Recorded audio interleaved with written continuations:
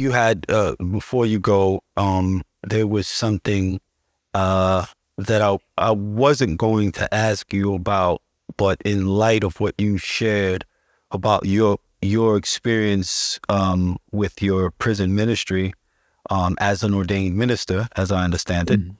Mhm. Congratulations on Thank that. you. Um, you had a friend write you a letter.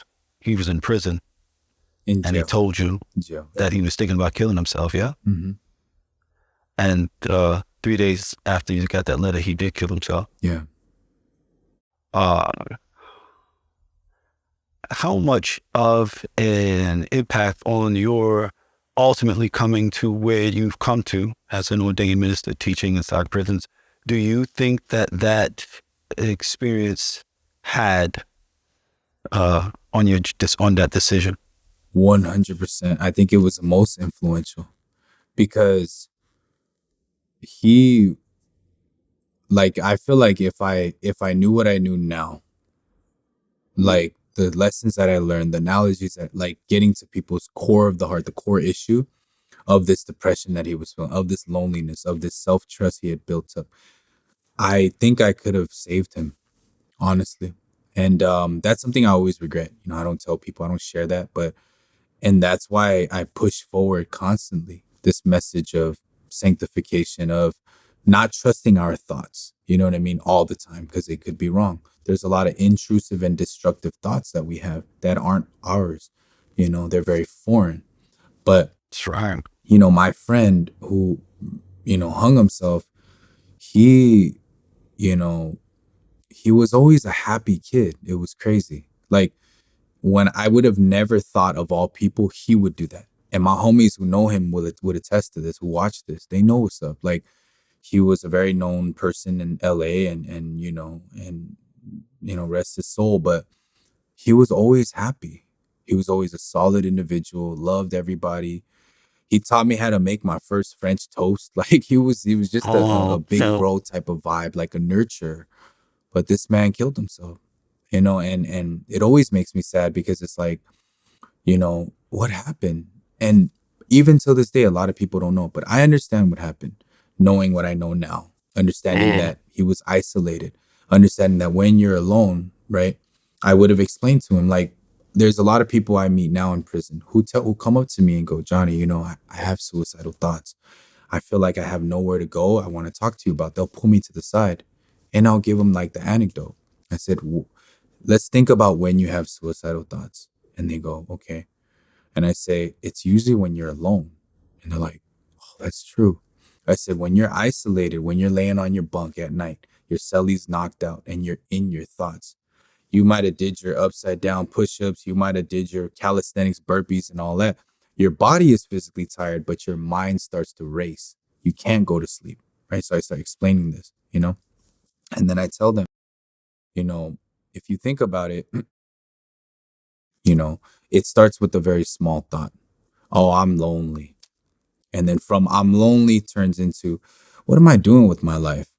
And then random flashbacks will come where you cheated on somebody or beat somebody or did something or drank or did some shameful thing. And you're like, man, what the heck was I thinking? Man, I'm nothing. And it's just, nothing is happening around you, but in your mind, it's just snowballing. And now all of a sudden you got tears down your face. You don't want to live anymore, and this and this and that. And then they're like, that's impactful. That's what happened to my homie for sure. Because what he was writing in the letter was that it started with, hey, bro, hope you're doing well. I don't know. I just feel off. And then and it's a straight like 6, 7 page letter writing Yeah. about in code, but writing essentially like, I'm empty. I'm when I see you, I'll see you in the mountains, and just stuff like that. Basically, like, I'm gonna do what I'm gonna do, and always think about me because I'm your homie, and I'm gonna watch over you, and this and that. And I was just like shocked. But anyway, so what I tell people is those thoughts are not your thoughts. Like, if I'm walking, for example, and I walk by a Foot Locker, and I walk a little past the Foot Locker. I'm like, oh shoot, these are my legs. I'm in control of them. I should be able to stop, turn back around, backtrack. You understand? That's right. But let's say, like, I'm walking and I'm like, okay, there's a Foot Locker, but there's another force that's pushing me, whether it's a car, somebody, and I don't know it. I can't go back. then I'm no longer in control. Likewise, I said, when it comes to your thoughts, if they're your thoughts, these negative thoughts, right when you say, I'm done thinking about them, right then and there, it should stop. But the issue is whenever we say, okay, I'm not going to think about it, it keeps coming. Then it is no longer your thoughts. There's a evil spirit, a destructive spirit that's pouring this into you. Understand? And then that's when people start to realize, like, oh, it's not me. That's right. Because you don't want to commit suicide. You don't want to be sad. Who wants to be sad? We always try to think positively. But why is it that these negative thoughts come? It's not from us. It's a different force. People don't see that. They don't believe that.